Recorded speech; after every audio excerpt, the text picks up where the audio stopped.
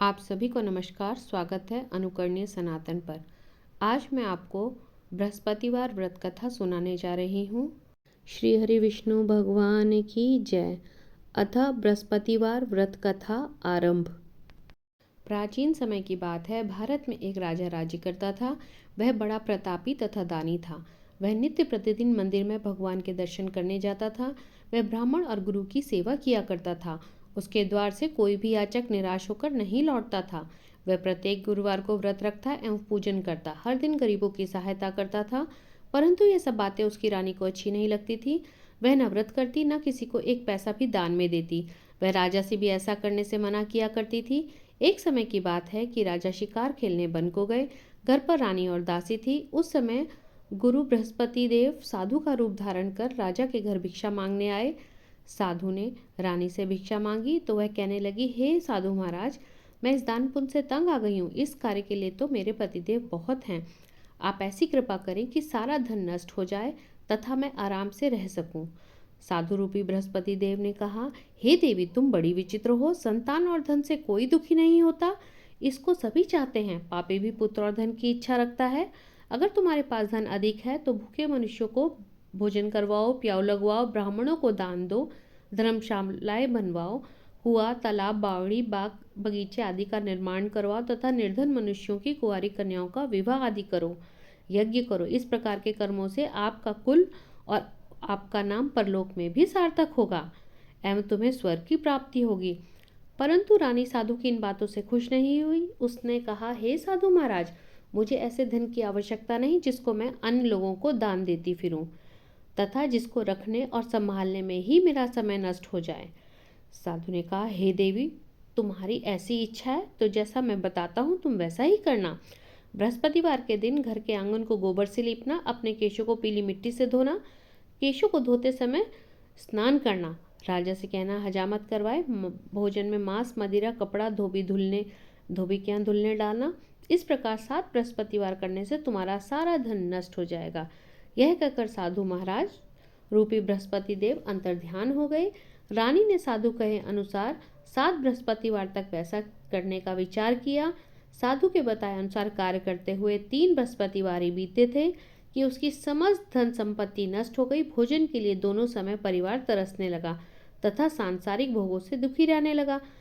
तब राजा रानी से कहने लगा कि हे रानी, तुम यहाँ पर रहो, मैं दूसरे देश को जाता हूँ, क्योंकि यहाँ सभी मनुष्य मुझे जानते हैं, इसलिए मैं यहाँ पर कोई कार्य नहीं कर सकता। मैं अब परदेश जा रहा हूँ, वहाँ कोई काम धंधा करूँगा, शायद हमारे भाग्य बदल जाए। ऐसा कहकर राजा परदेश चला गया। वह जंगल से लकड़ी काट कर लाता और शहर में बेचता। इस तरह वह जीवन व्यतीत करने लगा। इधर राजा के बिना रानी और दासियां दुखी रहने लगी। किसी दिन भोजन मिलता और किसी दिन जल पीकर ही रह जाती। एक समय रानी और दासियों को 7 दिन बिना भोजन के व्यतीत करने पड़े। तो रानी ने अपनी दासी से कहा, हे दासी, यहाँ पास ही के नगर में मेरी बहन रहती है, वह बड़ी धनवान है। तो उसके पास जा और वहां से 5 सेर भेजर मांग के ले आ, जिससे कुछ समय के लिए गुजारा हो जाएगा। दासी रानी की बहन के पास गई। रानी की बहन उस समय पूजा कर रही थी। बृहस्पतिवार का दिन था। दासी ने रानी की बहन से कहा, हे रानी, मुझे आपकी बहन ने भेजा है, मुझे 5 सेर भेजर दे दो।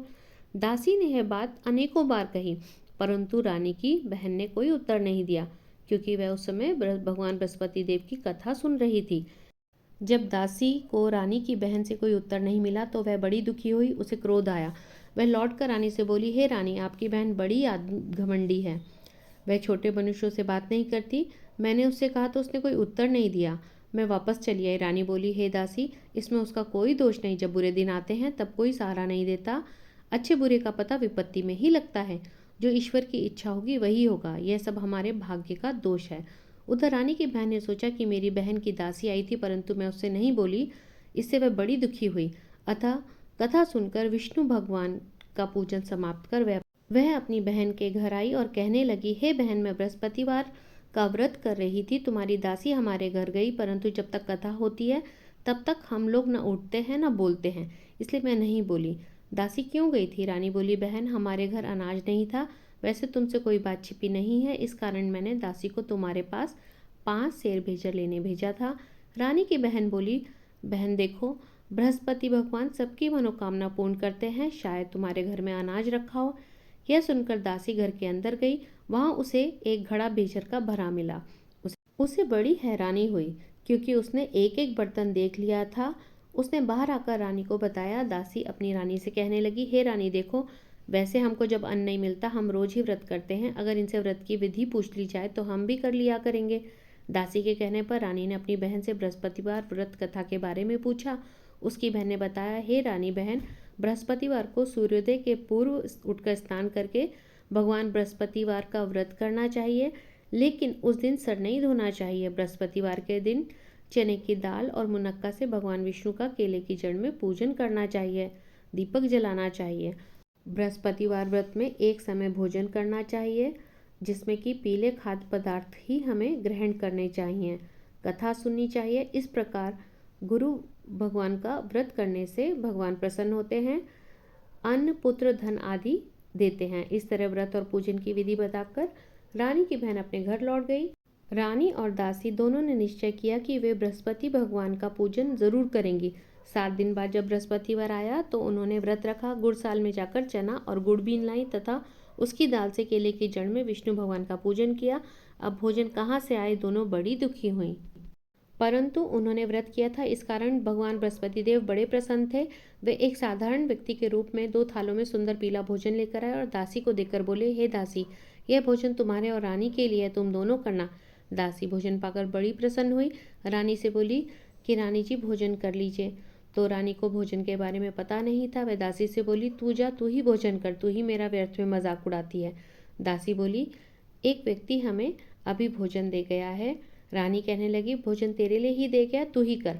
दासी ने कहा, वह व्यक्ति हम दोनों के लिए 2 थालों में सुंदर भोजन दे गया है, इसलिए मैं और आप दोनों साथ साथ भोजन करेंगे। फिर दोनों ने भगवान बृहस्पति देव को नमस्कार कर भोजन प्रारंभ किया।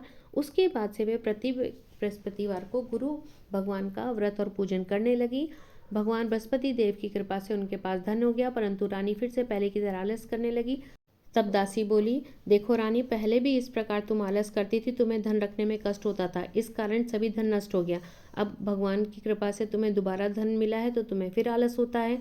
बड़ी मुसीबतों के बाद हमने धन पाया है, इसलिए हमें दान पुण्य करना चाहिए तथा भूखे मनुष्यों को भोजन कराना चाहिए, प्याऊ लगवाना चाहिए, ब्राह्मणों को दान, कुआं, तालाब, बावड़ी आदि का निर्माण कराना चाहिए और कुंवारी कन्याओं का विवाह आदि कराना चाहिए। दासी की बात मानकर रानी ने इसी प्रकार के काम करने प्रारंभ किए, जिससे उसका काफ़ी यश फैलने लगा।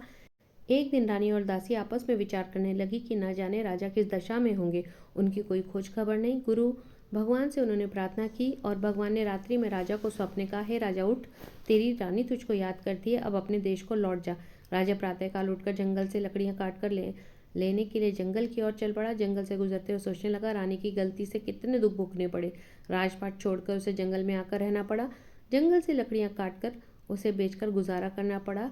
उसी समय जंगल में बृहस्पति देव एक साधु का रूप धारण करके आए और राजा के पास आकर बोले, हे लकड़हारे, तुम इस सुनसान जंगल में किस चिंता में बैठे हो, मुझे बताओ।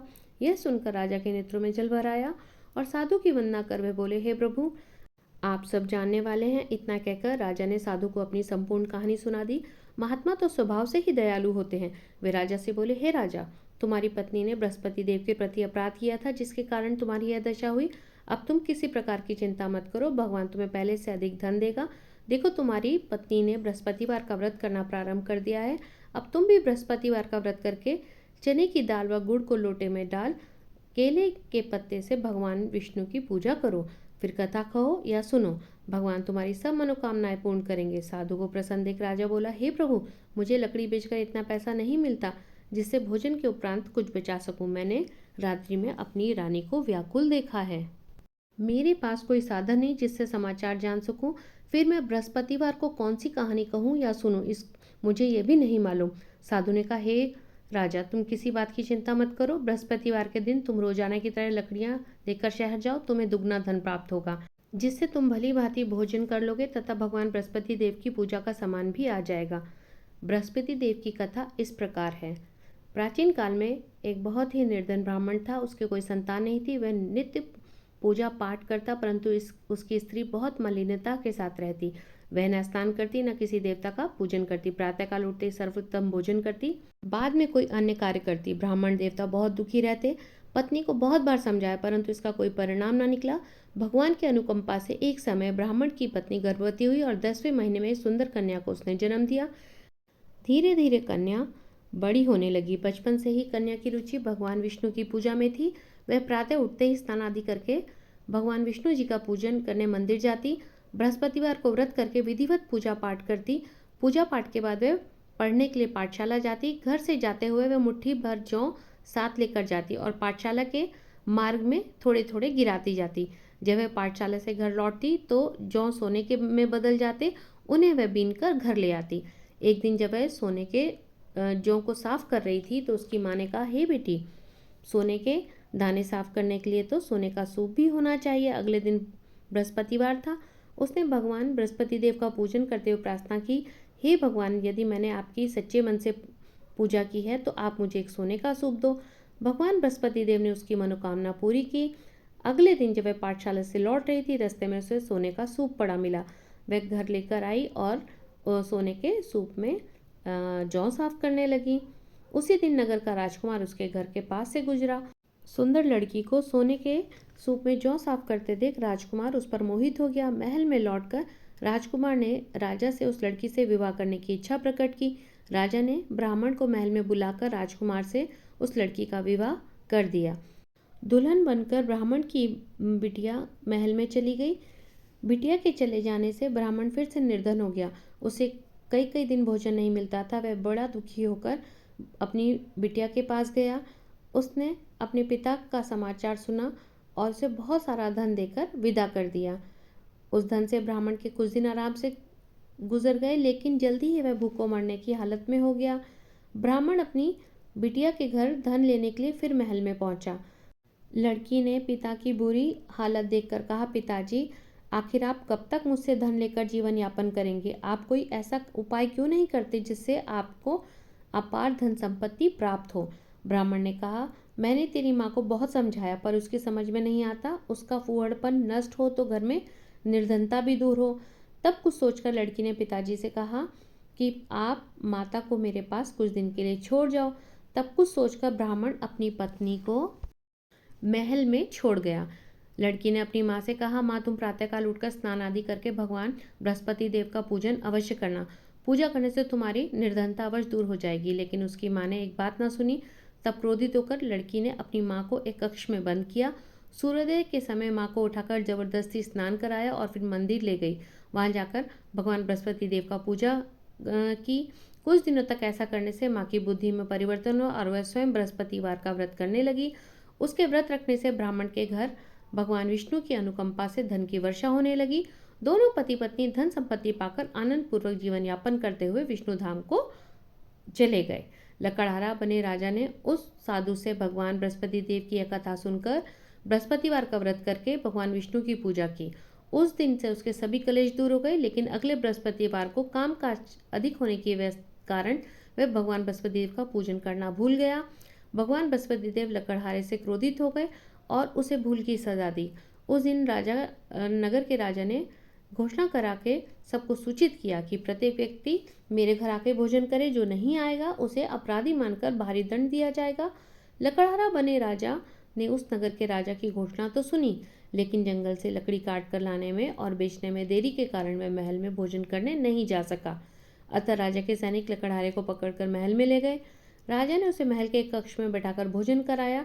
उस कक्ष में एक खूंटी पर रानी का सोने का हार लटका हुआ था। लकड़हारा अकेले उस कक्ष में भोजन कर रहा था। तभी एक आश्चर्यजनक घटना घटी।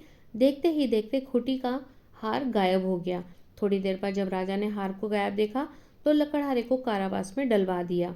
लकड़हारा मन ही मन अपने भाग्य को कोसने लगे। तभी से जंगल में मिले साधु का स्मरण हो आया। थोड़ी देर में भगवान बृहस्पति देव सन्यासी के रूप में उसके सामने प्रकट हुए और बोले, हे लकड़हारे, तूने भगवान बृहस्पति देव की पूजा नहीं की, इस कारण तुम्हें कष्ट हुआ है। लेकिन अब चिंता मत करो। बृहस्पतिवार के दिन कारागार के दरवाजे पर तुम्हें 4 पैसे पड़े मिलेंगे। तुम उन पैसों से भगवान बृहस्पति देव का पूजन करके विधि पूर्वक व्रत करना, तुम्हारे सब दुख नष्ट हो जाएंगे। बृहस्पतिवार के दिन दरवाजे पर उसे पैसे मिले। पैसों से गुड़ चने मंगा कर लकड़हारे ने बृहस्पतिवार का व्रत कथा की और तथा व्रत रखा। तो भगवान बृहस्पति देव उस पर प्रसन्न हो गए और उस नगर के राजा को स्वप्ने लकड़हारे को कारागार से मुक्त करने को कहा। सुबह राजा ने अपने कक्ष में आकर देखा तो रानी का हार वहीं लटका हुआ था। राजा ने लकड़हारे को मुक्त कर दिया और उसे खूब धन और आभूषण देकर विदा किया। लकड़हारा बना राजा उस नगर से चलकर अपने नगर में पहुंचा तो उसने देखा वहां खूब सारे कुएं, धर्मशाला, बाग बगीचे बने हुए हैं। उसे देख के वह बड़ा प्रसन्न हुआ। उसने पूछा, ये सब किसके हैं? तो सब लोगों ने बताया, रानी और दासी के हैं। राजा महल में पहुंचा तो रानी ने उसका भव्य स्वागत किया। तब राजा ने निश्चय किया कि सप्ताह में एक बार तो सभी बृहस्पति देव का पूजन करते हैं, परंतु मैं प्रतिदिन व्रत किया करूंगा और दिन में 3 बार कथा करूंगा। अब राजा हर समय दुशाले में चने की दाल बांधे रहता तथा दिन में 3 बार बृहस्पति भगवान की कथा कहता। कुछ दिनों बाद राजा को अपनी बहन की याद आई। एक दिन घोड़े पर सवार होकर राजा अपनी बहन के पास मिलने चले। अभी राजा नगर के बाहर पहुंचे ही थे कि कुछ लोग एक शव को ले जाते दिखे। राजा को स्मरण हुआ आया कि आज उसने किसी को बृहस्पति देव की कथा नहीं सुनाई। उसने उन लोगों से कहा, भाइयों, आप शव को ले जाने से पहले मुझसे बृहस्पतिवार की कथा सुन लो। लोगों ने राजा पर क्रोधित होते हुए कहा, तुम पागल तो नहीं हो? लेकिन कुछ बड़े बूढ़े कहने लगे, अच्छा भाई, चलो साथ चलते चलते तुम अपनी कथा भी सुना लो। राजा ने चलते हुए आधी कथा ही सुनाई थी कि शव हिलने लगा। राजा ने जब कथा पूरी की, शव उठकर बैठ गया। लोगों ने बड़ी हैरानी से दांतों तले उंगली दबाई और अगले बृहस्पतिवार से भगवान बृहस्पति देव का व्रत करने व कथा सुनने का निश्चय कर लिया। अब घोड़े पर सवार राजा चलते चलते किसान के पास पहुंचा। किसान अपने खेत में हल चला रहा था। राजा ने कहा, अरे भाई, मुझसे बृहस्पतिवार की कथा सुनो। राजा किसान झुंझला गया, बोला, अरे भाई, देख नहीं रहे कि मैं खेतों में काम कर रहा हूँ कि तुम्हारी कथा सुनूं?